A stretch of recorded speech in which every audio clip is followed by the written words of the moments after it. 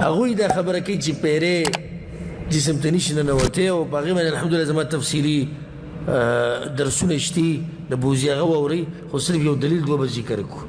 اولنی دلیل د قرآن نه الذين يأكلون الربا لا يقومون إلا كما يقوم الذي يتخبطه الشيطان من المس. سورة بقرة کی تیر شو قیامت په ورځ به سودخور انسان داسې راپاسي لکه هغه انسان چې هغه باندې لیونتوب راغلی د څه د لاسه د پیریانو د لاسه پیرې پرې راغلی.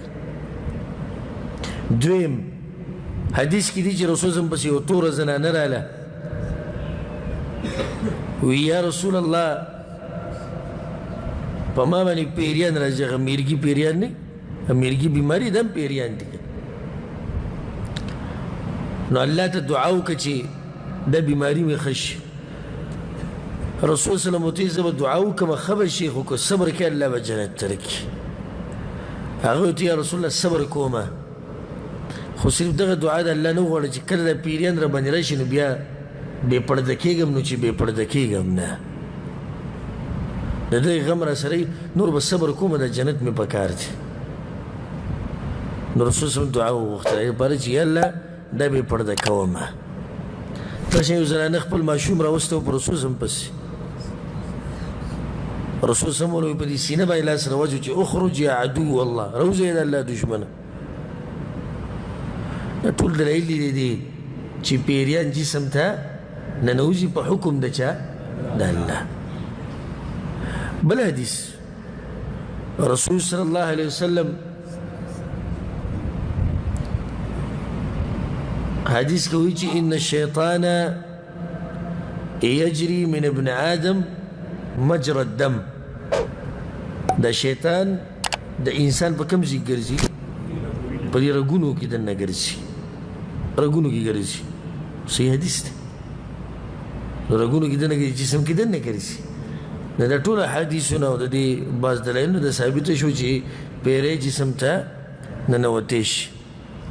بیا د هغې علاج هم شته الحمدلله د قرآن او حدیث په رڼا کې. او زموږ په دې ملکونو کې غلو پکې شوې ده. غلو پکې په دوو طریقو شوې ده. یو دا غلو په دې موضوع کې شوې ده په هر سړي باندې څه راځي؟ پیریان راځي. او زنانه خو تپوس مه کوه خواښې ورته اواز وکړي ډوډۍ ولګوه چې زړه نه کېږي ډوډو ته یو په ځان څه راولي؟ پیریان راولي. زه دا نه یم بعض خویندې به خفه شي او میندې چې ته که موږ اوس زموږ خاوندان هم بیا په موږ شک کوي چې دا هم که څه هغه وکړي دي.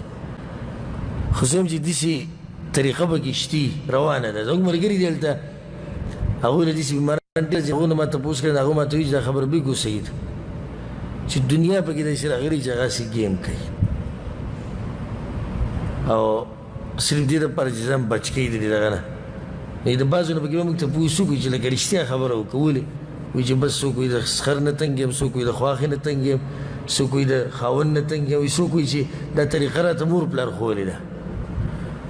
دا طریقه راته چا ښوولې ده؟ وایي دا راته مور پلار ښوولې ده. مور راته وایي چې ته په ځان باندې چې دغه راولې.